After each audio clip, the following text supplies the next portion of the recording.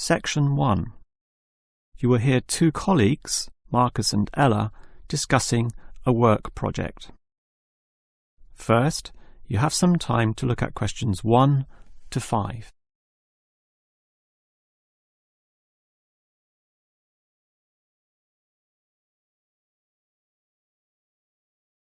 You will see that there is an example that has been done for you. On this occasion only, the conversation relating to this will be played first. Okay, Ella, as you know, the deadline for this project is the end of the month, so we'd better plan it well. Yes, I've already been thinking along those lines, and I've decided we should divide this project into 3 phases. The pre-phase, then phase 1, and then phase 2, with strict deadlines involved for each one. The woman uses the term pre-phase, so pre-phase has been written in space. Now we shall begin. You should answer the questions as you listen, because you will not hear the recording a second time. Now listen carefully and answer questions 1 to 5. Okay, Ella, as you know, the deadline for this project is the end of the month, so we'd better plan it well. Yes, I've already been thinking along those lines, and I've decided we should divide this project into 3 phases. The pre-phase, then phase 1, and then phase 2, with strict deadlines involved for each one. Given that we have to finish this quickly, that sounds good. Tell me more. The pre-phase is the simplest. We just need to allocate a space or a place to do our planning, and this space will need to be quite big. Sure, and we have to decide on the equipment needed as well. Remember the last project when we didn't have enough projectors to present our ideas? We lost lots of time there. Yes, that was a bad start. That's why, after the pre-phase is finished, I've allocated a mere 3 days for phase 1. That will involve drawing the plans. We'll need Jenna to help us. And Marco. Yes, but not Susan. Susan is just far too busy to participate, as much as I'd like her in the team. Let's just take Fred instead. He'll do.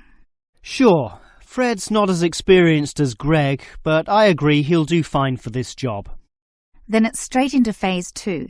Collecting, collating, analysing and preparing the final report. Can we do that in 5 days? I think that's optimistic, which is why I scheduled 6. That's almost a week. Do we have that much time? We do, and with the right people, 6 days should see the job done. Who are the people for this phase? Arthur and Rob, right?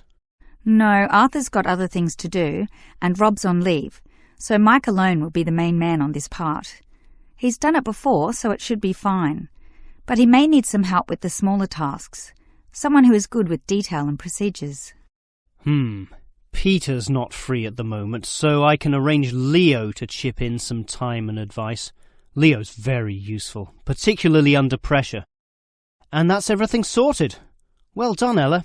This report should certainly be ready in time. Before you hear the rest of the conversation, you have some time to look at questions 6 to 10.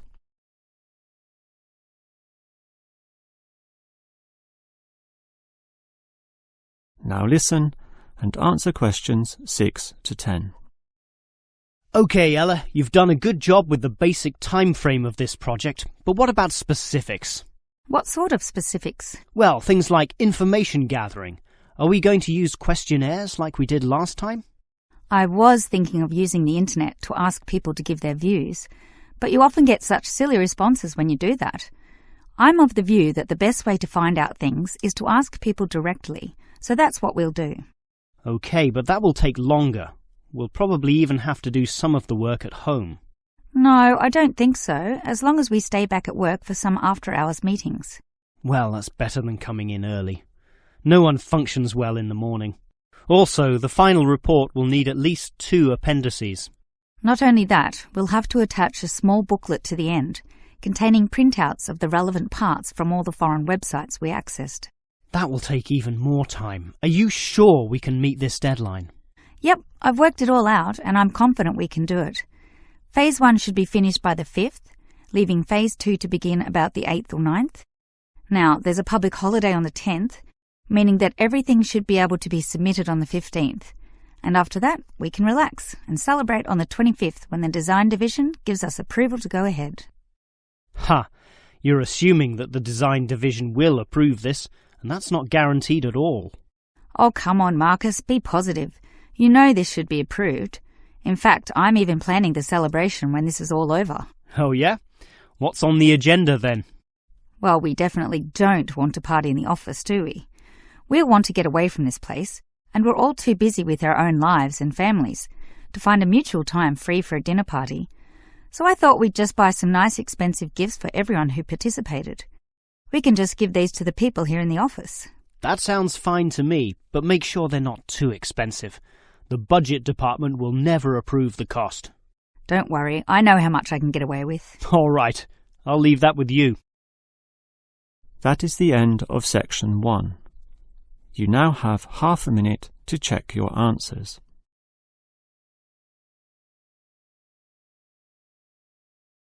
Now turn to section 2. Section 2. You will hear a first aid officer talking to a group of factory workers about emergency first aid. First, you have some time to look at questions 11 to 17.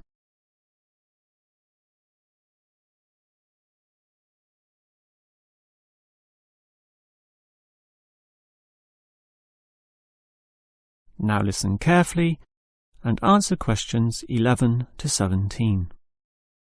Hello, everyone. Now, you know why I'm here. You all work in a factory, and in this environment, there always remains a significant possibility of accidents happening, in which case first aid will be necessary. What is first aid? It is the provision of emergency on-site care when an injury occurs, and it is essential for everyone to know, if only simply, the steps which must be followed.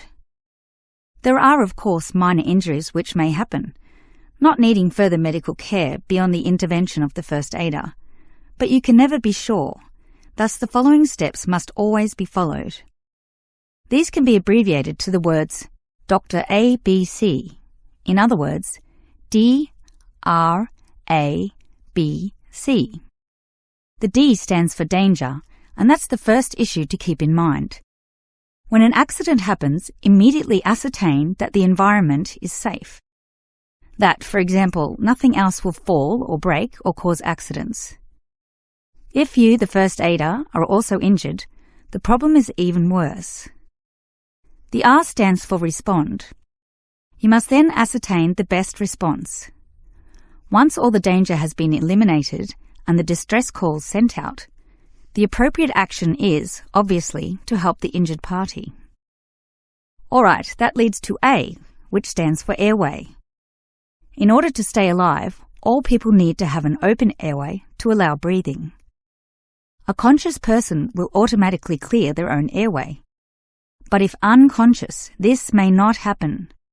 The brain is stopped or hindered from properly directing the body, and, obviously, in the worst case, death can result. For this reason, the injured person is normally put into the recovery position.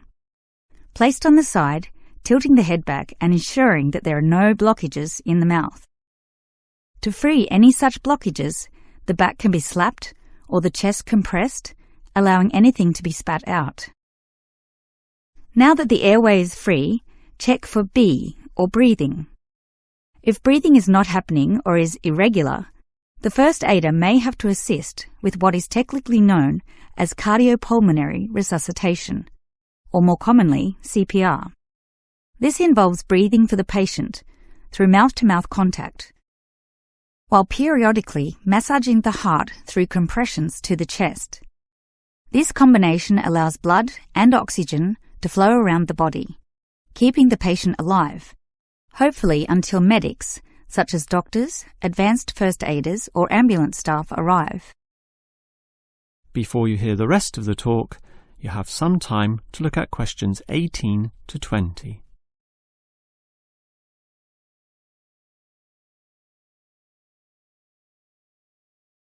Now listen and answer questions 18 to 20.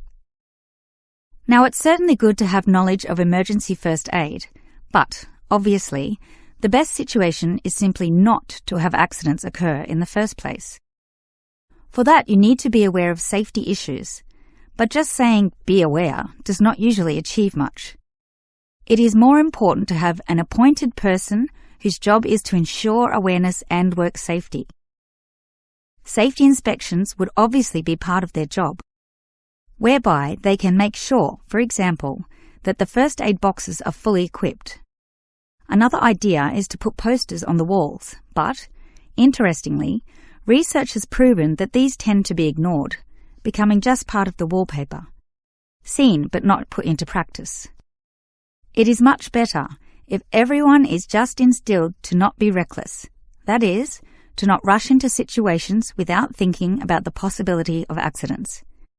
And instilling this mindset is part of the job of the safety officer. Some other suggestions are ongoing first aid training and no accident reward or star systems. These have had some success, but nothing beats a regular meeting, say once a month, in which the subject of safety is brought to the attention of everyone, and any outstanding issues related to this are thoroughly discussed. That is the end of section 2. You now have half a minute to check your answers.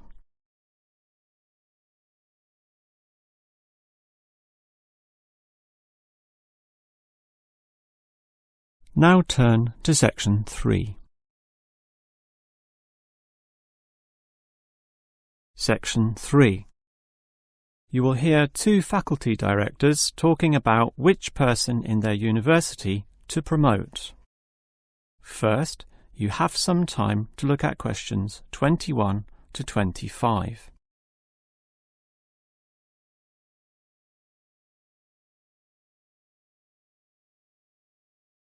Now listen carefully and answer questions 21 to 25.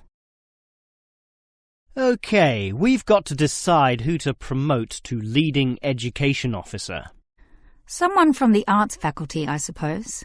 Well, it can be from any faculty, since the position requires more general skills. Handling personnel, settling disputes and motivating them to focus on the task.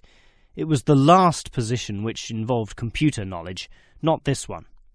Surely computer knowledge would help. So too would knowledge in the arts.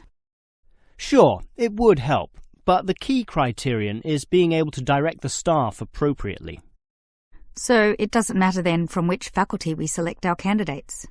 Not really, but I've already looked at those from computing and rejected them all. Why? They're all too new, lacking in sufficient experience, whereas these ones from the business faculty are long-timers, so we'll take someone from there. I suppose you're right. The arts faculty doesn't present much in the way of suitable candidates either. But we'll still have to train the person, teach the ropes, as they say, and he or she will have to expect to do overtime as needed. Of course, it can get so busy that if we were open on the weekend, they'd have to work then as well. Just as well we're a Monday to Friday university, right? Right. But are you sure these people will actually want the job? The salary isn't such an improvement on their current ones. I know, but there are benefits. You get overtime rates, a nice place to put your car, as well as additional petrol money if you drive for company purposes, which they'll probably be required to do. But those benefits are quite limited, especially given all the work and responsibility involved. People often don't like that. They prefer the creative freedom of less senior teaching positions. Yeah, I know. But these candidates should realise that if they do this job well, there'll be more promotions down the line. You know how everyone likes having their own office, right? Sure. Well, that would come after a few years, if they're prepared to work hard and grow with the university. Yes, that should attract these people. Before you hear the rest of the conversation, you have some time to look at questions 26 to 30.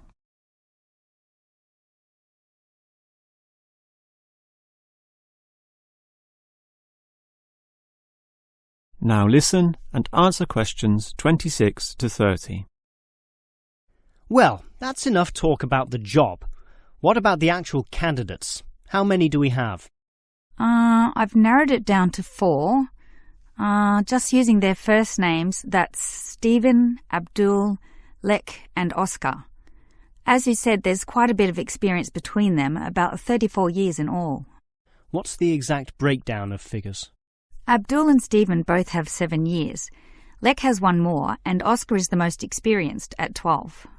But who's the most qualified? Stephen and Abdul have an MBA. Oh, sorry, Abdul's got something called a MBP, some foreign thing which translates as Master of Business Practice. I'm not sure what that is, but does he do the job well? Very well, apparently. Better than Lek and Oscar, who hold a degree and some certificates respectively. But we have to think about any drawbacks. You know, possible issues with any of them. I asked the respective deans for feedback, and I found out that Stephen, the younger one, drinks a bit. So he has a problem with alcohol? No, he never drinks to excess, but at the bar he's often expressed his intention of moving on, of teaching abroad. Ah, he's not stable. Not stable at all, apparently.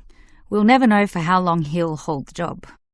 We need stable personnel, and people without family problems or sick relatives like the last guy we promoted. What about Abdul, then? Will he do? He might do, except his English language ability is limited. It's functional, but a bit broken, and meaning is sometimes lost. That's not the problem with the next candidate, Lek, who has good language ability, but this job involves handling people, and his dean says Lek's attitude is bad. In what way? His manners are okay, and he's interested in his job, but he believes there should always be adequate leisure in life. He definitely won't work overtime and complains a lot already about his job. But this last candidate, Oscar, is probably not the right one either. Why not? Not another problem with language. His first language isn't English, but he speaks it well enough. He's stable with a good attitude, but his age is the problem. Age is not a problem. That would be ageism, and I don't believe in that. But with his age comes health problems as well, and serious ones at that. Oh, that might be an issue then. That is the end of section 3. You now have half a minute to check your answers.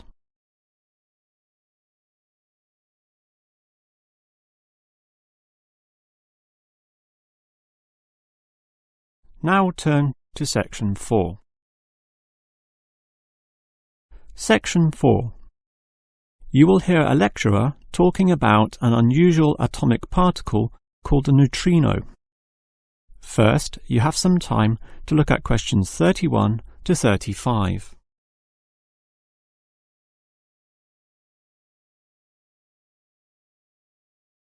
Now listen carefully and answer questions 31 to 35. When considering the smallest unit of matter, the atom, most people know of electrons, protons, and neutrons, but almost none know of another particle, even though they are constantly emitted from the sun in the trillions, with 100 to 200 billion of them regularly passing through your body every second. To repeat, that's not thousands, not millions, but billions every second. You don't feel them because they are small. In fact, so tiny that we can barely detect their presence at all. These mysterious particles are called neutrinos. Despite such an abundance, detecting them is a huge undertaking, and there are many reasons for this. Firstly, the neutrino itself is so small that you need to eliminate absolutely all other particles around. To do this, you need what is called a clean room, one that has an extremely low level of dust, microbes, floating particles, or chemical vapors. You probably don't know it, but the air around you right now has almost 40 million particles per cubic meter. In contrast, the cleanest of clean rooms has less than 10. The second problem is that you also need an environment with absolutely no background radiation. At the surface of the Earth, such radiation is all around, from the sun and sky, and from TVs and communication devices. The only way to screen out all that is to go underground, and I mean deep underground. For example, the Sudbury Neutrino Observatory in Canada uses an old nickel mine, one of the deepest in the world. and puts the observatory in its lowest tunnel, more than 2 kilometers below the surface. At such depths, stray radiation is sufficiently screened out to allow neutrinos only to pass by. The final problem is that you need an elaborate detection system, and this apparatus is huge, and its installation in this deep underground cavity presents quite a headache. Holding such a weighty construction safe and secure requires complex engineering work, such as rock bolting and support structuring. This obviously requires great care and takes a lot of effort. Before you hear the rest of the lecture, you have some time to look at questions 36 to 40.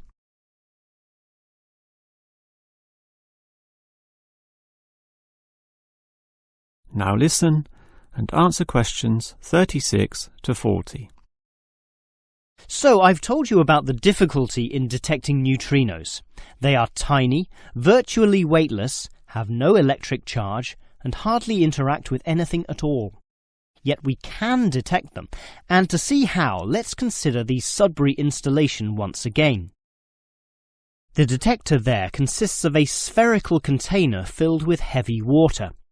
This rests inside another vessel filled with normal water, which helps support the weight of the inner sphere, as well as providing further shielding from any stray radiation. At the edge of this inner sphere are about 10,000 electronic detectors. These are extremely sensitive, able to multiply 100 million times any electric current which occurs.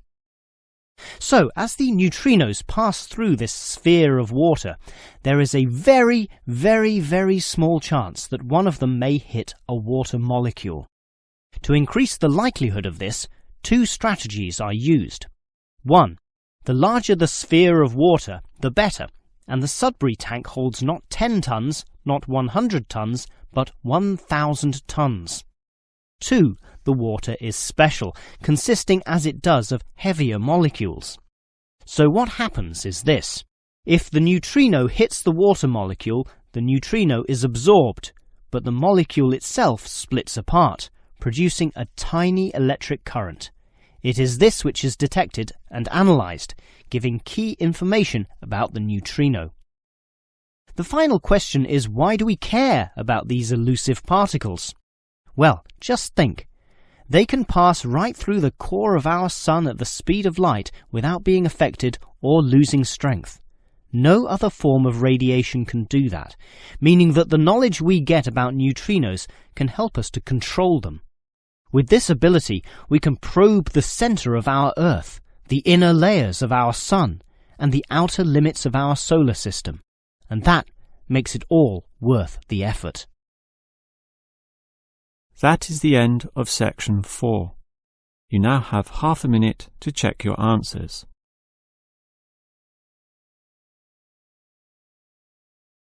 That is the end of the listening test.